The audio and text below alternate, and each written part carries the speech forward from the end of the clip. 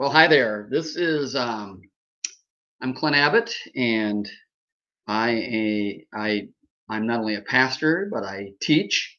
I teach economics to high school students, and so I might use this brief podcast for a lesson material for my students. But this is just kind of also for you and the general public that might be interested in hearing a thought that came across my mind the other day. I was driving the other day. I was in Grand Rapids, and I got behind a car, and they had all sorts of decals on the back.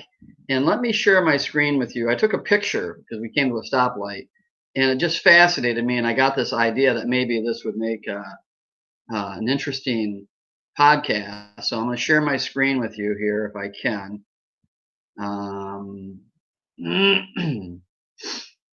Well,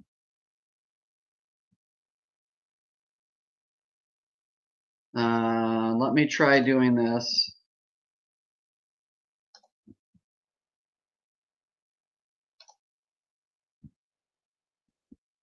It's a picture I want to share with you. Okay, here we go. Now, if I can zoom in on the picture, stay with me.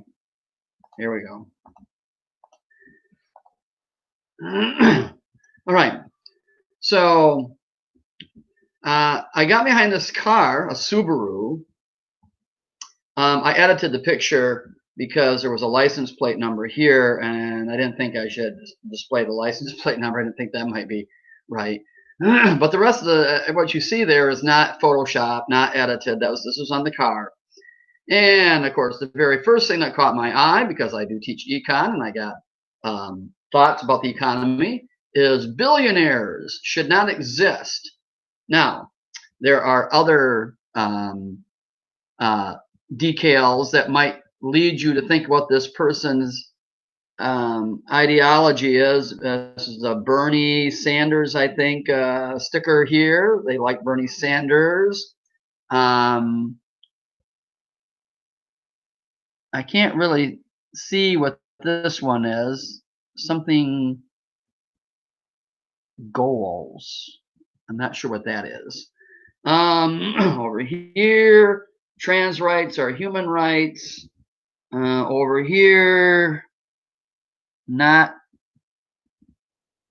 something us. Okay. And another sticker here, which I have no idea. Oh, and then the bottom, there's a Black Lives Matter.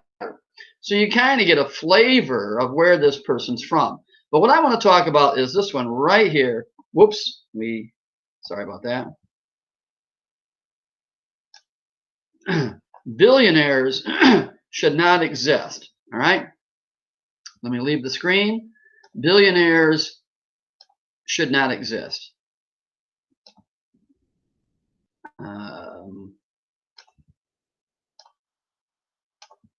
don't know how I just get my screen on. I apologize to you about this.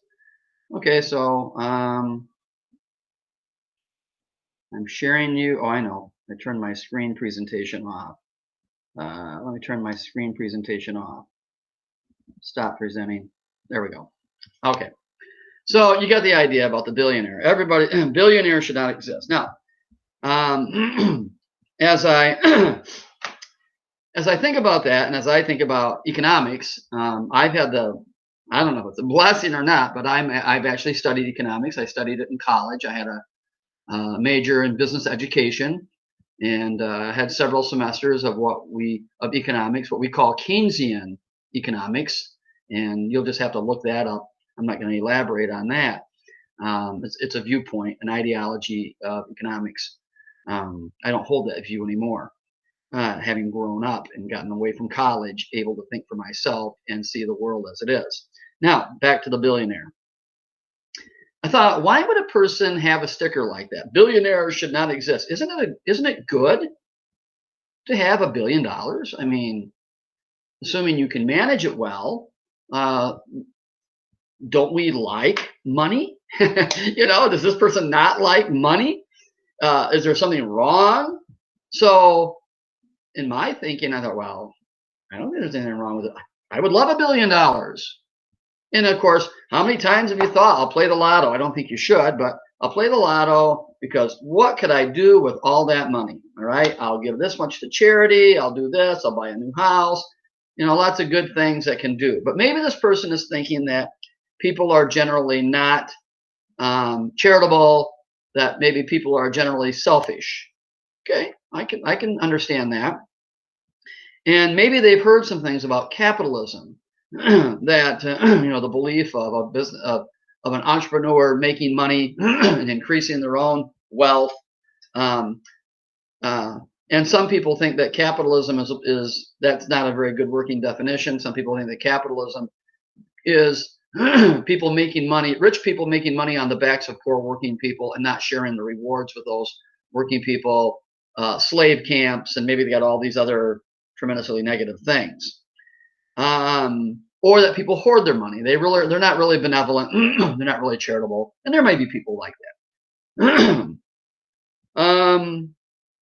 Along that thinking, there are some, and I don't know if this person thinks this or not, that think, well, that top 1% control the nation's wealth.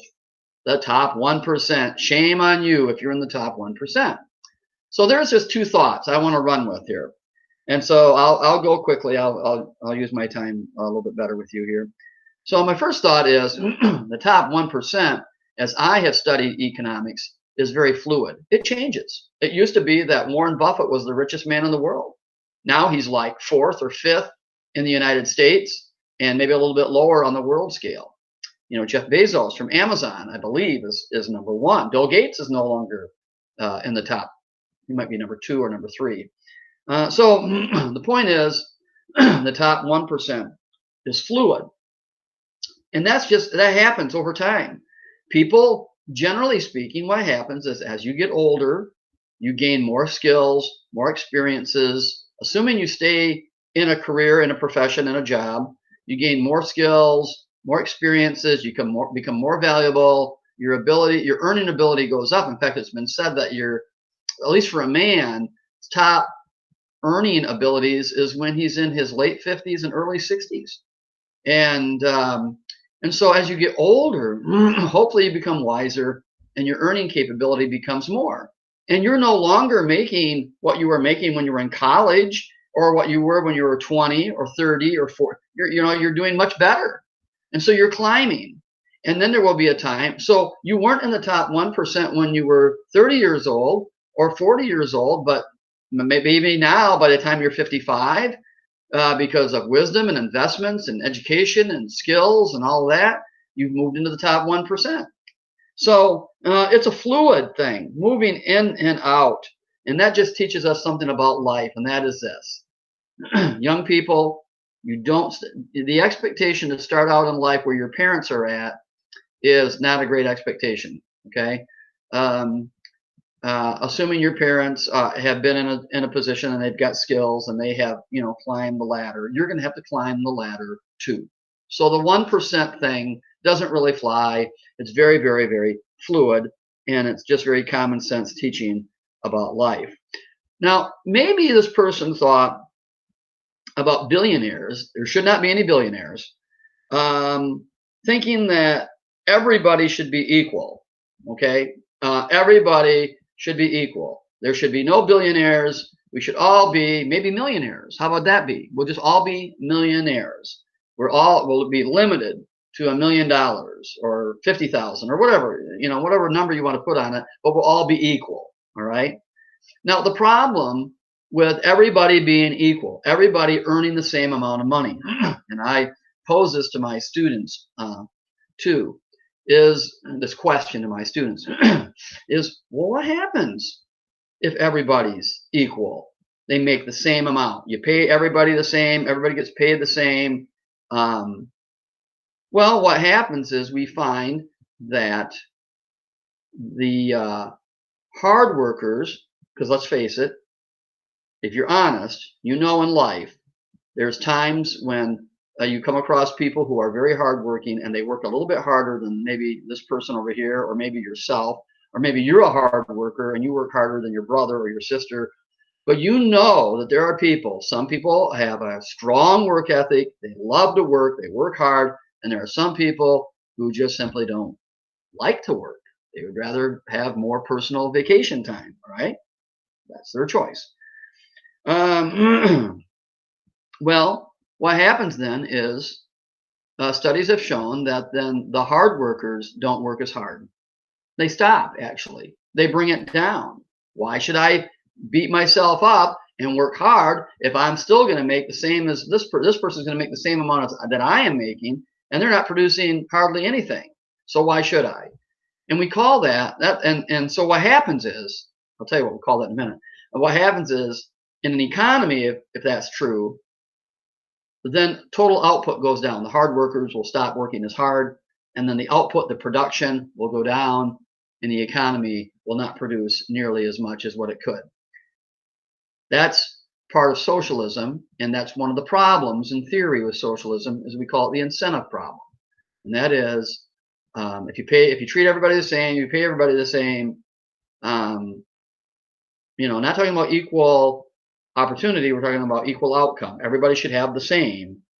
Then what happens is total output drops, and the economy falters, and that's called the incentive problem, and that's one of the problems with socialism. And so that's a problem there. If you think everybody should be equal, there should be no billionaires. Now, let me give you some truths to go along with this as I wind this down. One truth is that it's not spending that stimulates the economy. We hear a lot about QE 1, 2, 3, 4. That stands for quantitative easing. We hear about MMT, modern monetary theory. These are popular terms. It's all about the printing of money. That's what quantitative easing means. Great quantities easing into the economy. Today we call them stimulus packages, COVID packages. We got a COVID relief bill that's being debated right now over the holidays. And we have many economists follow the teachings of a man by the name of John Maynard Keynes that believes the government needs to get involved in the economy, whereas I believe it should be a free market economy with government hardly involved. Not that they shouldn't be involved at all, but certainly not in this area, and that is printing of money. The thinking is that we need to stimulate the economy, but the economy is not a thing. It's not like a car that needs a jump start. All right, the economy is made up of people like you and like me that make free exchanges back and forth based on time and preferences, and based on our values and prices. That's how prices are formed. All right, prices are not formed really based on cost. Prices are formed based on subjective value. Do I want to pay that much for whatever it is you're selling? Okay, I may determine that now is not the time. That's too high of a price, or I may just say, hey, I'll pay even more for that. Spending doesn't stimulate the economy. What stimulates the economy is savings. And here's how it happens. When people decide that they're going to cut back on their consumption, they're going to cut back for whatever reason. They've decided that they're spending too much money. They want to save a little bit. All right.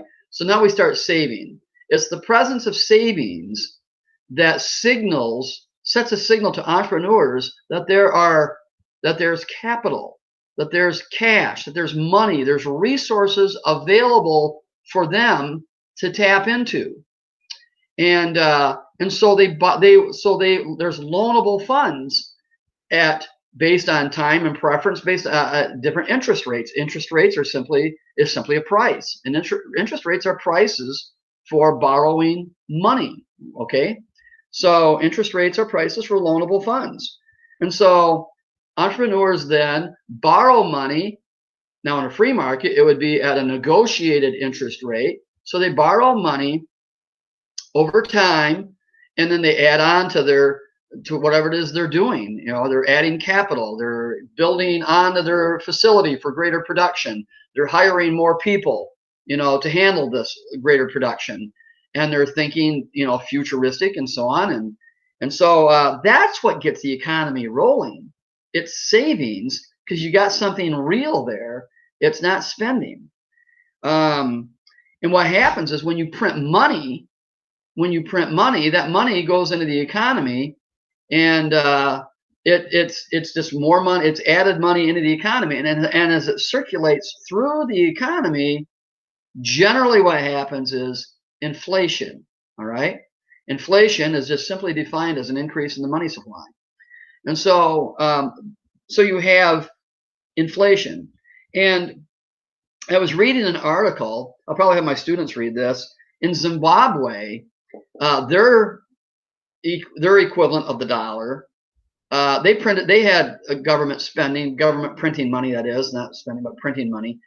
It was so bad that they had, I think at one point they had like 2,000% as an interest rate, or inflation rate. I'm sorry, inflation rate.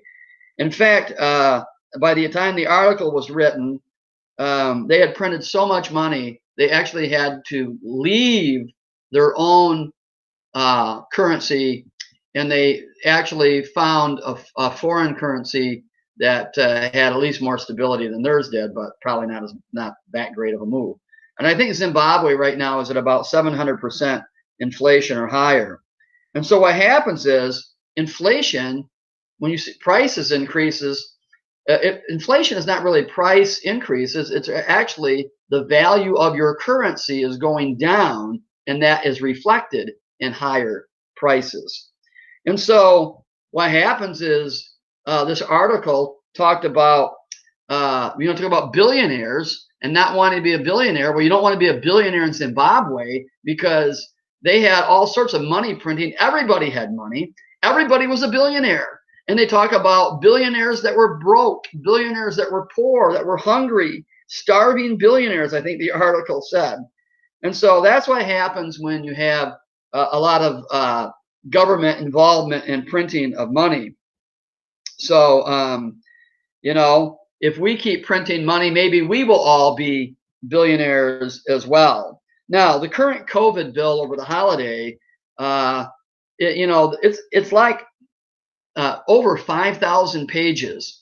And I think it was produced on a Sunday night. I think I heard an economist say it was produced on a Sunday night, and very doubtful. That's about 3 times as many pages as in my Bible, as in the Bible. And I doubt that most of people have read the Bible in just a couple days, like over a weekend. But Sunday, this thing was finished, and by Tuesday, they were voting on it. And you go, wow, how does that happen? So really what we should have instead of the stimulus package is we really shouldn't print any money anyway, okay? I think what's happening right now is that inflation, consumer inflation has been relatively low, but what's happening is if money's not circulating, it might be one place where money is going is financial institutions are getting money, and like the stock market, for example. The stock market is not an indicator of the strength of the economy. The stock market is really looks at what the Fed is doing with interest rates. And as long as interest rates are low, you'll see the stock market going up. Well, what I think is happening is this money printing in financial institutions increases. We're seeing we're seeing inflation in the stock market.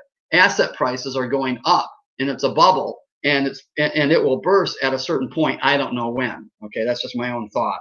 So I don't think we should print money at all. If you're going to print money, the COVID bill, I glanced through the 5,000 pages. I mean, I didn't go through all 5,000. I was looking for different things, and they had money for gender studies in another country, and they had a lot of foreign aid going out. And I just felt like if you're going to call this a COVID bill, let's keep the money here. So I don't think we should print money. If we're going to print money, then let's have it here. Let's give each taxpayer, resident, whatever, $2,000 each, rather than the $600, and rather than giving all that money out. If you're going to call it a COVID relief bill, then have the money here for us in the United States, the taxpayers, who, by the way, are on the hook of. And that's why I would say I'm kind of speaking like I am. I'm adamant. I don't think we should print money at all. But if you're going to print it and my voice gets drowned out and my vote doesn't count, then if I have to go along with everybody else, then I'm on the hook. And by the way, we're all on the hook. We're about our country is about $27 trillion in debt, and that's growing. And the last number I saw was each taxpayer is on the hook for about $136,000. So I mean, this money is getting printed. I mean, it's got to be paid back, and it's got to be paid back by taxpayers. So as long as I'm living, breathing, and a taxpayer, if they stop kicking the can down the road, we're going to have to fork up the money. So if I have to fork up the money, if I have to pay for this, then I'm going to say I'd rather not see my money go overseas. I'd rather see it stay here, where U.S. citizens can at least spend it, maybe spend it soon, because the whole idea is when you get money, when money is printed, and the recipients who get it early get the better deal on prices. As the money circulates in the economy, prices go up. So to finalize this, I am thankful for billionaires. I am thankful for billionaires who are genuine and who invest in our economy. They develop businesses and they hire people. I think we should resist QE and printing money. But if we're going to print any money at all, then let's keep it here for people here. All right? Well, that's my word. That's my thought. And I'm going to stop with that. Have a Merry Christmas and a Happy New Year.